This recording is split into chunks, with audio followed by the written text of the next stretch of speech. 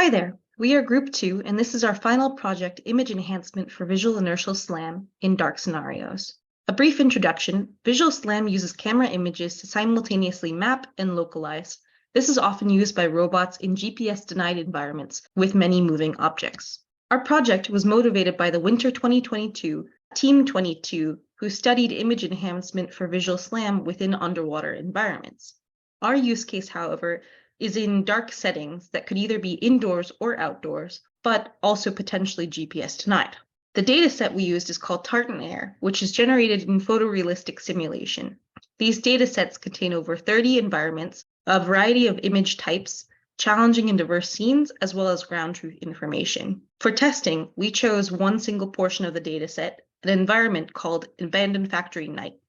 And then we selected one section, P006, run on the easiest mode. This set contains about 1,000 images for each stereo eye camera. Let me introduce the basic process. We were selecting a dark sequence in Tartan Air dataset, generating TD format timestamp, offline enhancing the images with different methods, setting parameters, and fed into OrbSlam 3. After getting the results, we compare them each with the baseline on ATE and selecting the best image enhancement method. OrbSlam 3 is a state-of-the-art algorithm for SLAM in robotics and computer vision. It is an extension of the original OrbSlam, which utilizes a molecular camera for visual SLAM and includes new features such as multi-camera support, stereo and RGB cameras, loop closing, and relocation capabilities. Our team built a unified environment based on Docker, which installed prerequisites, third-party libraries, and ROS. It would load OrbSlam 3 files locally and build inside the container. We detected and modified a bug on OrbSlam 3, which is aroused by an incomplete if clause on setting rectified camera type, avoiding getting segmentation fault. Please refer to our Git repo for easy installation of the correct OrbSlam 3. There are three major methods, particularly for LLIE. We're going to cover four we used and which three major methods are listed to the right. Last year, team used detailed enhancement and retinix-based techniques. They used guided image filters to generate foreground and background filter images.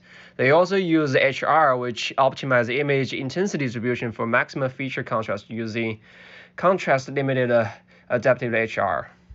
Adaptive histogram equalization works by splitting the image into small patches, getting the histogram of those patches, and defining new pixel values in each patch to map to a broader local histogram.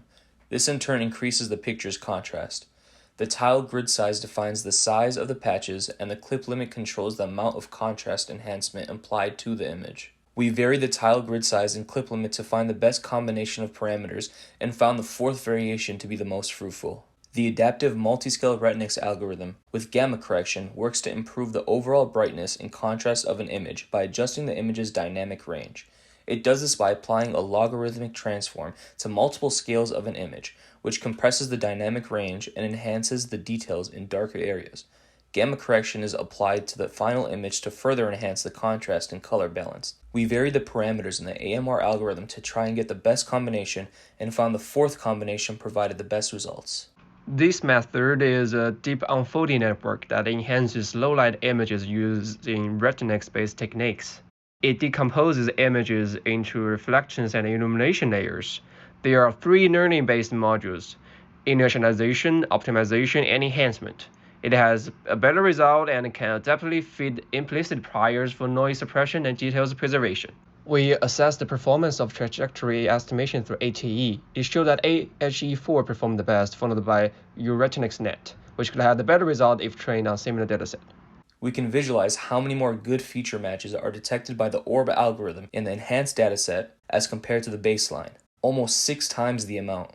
Our team has been utilizing the EVO library to visualize and compare our trajectory estimation results with alignment to the ground truth data. By examining the trajectories with green lines, it is clear that the implementation of the AHE4 method has resulted in significant improvements compared to the baseline OrbSlam 3 results represented by the blue line. The green trajectories are much closer to the ground truth data, indicating that our method is more accurate and precise. One of our stretch targets was to run our image enhancement algorithm on another dataset, and so we chose the hospital dataset, which is a subset of the Tartan-Air dataset. You can see here that a strange result occurred, and that's that the baseline OrbSlam3 algorithm performed better than both our image enhancement technique and the previous team's image enhancement technique. And our theory is that it's because the hospital dataset is a bit brighter, and our image enhancement techniques were designed for darker datasets. On this slide here, you can see that the OrbSlam3 algorithm performed roughly the same between the two separate datasets, which was another interesting result. So in conclusion, we discussed how our OrbSlam3 image enhancement technique performed better on the dark abandoned factory night dataset, but it performed slightly worse than baseline on the lighter hospital dataset. Another important note is that these image enhancement techniques were not applied in real time. It was all post-processing. In future work, we want to test the image enhancement methods in real time. We want to test them on other datasets, such as the ETH3D Office dataset, which is an indoor dataset. And we'd like to learn a bit more about which part of our image enhancement technique contributed most to the SLAM performance boost. And that's the end of our presentation. So thank you all for watching, and we're happy to take some questions.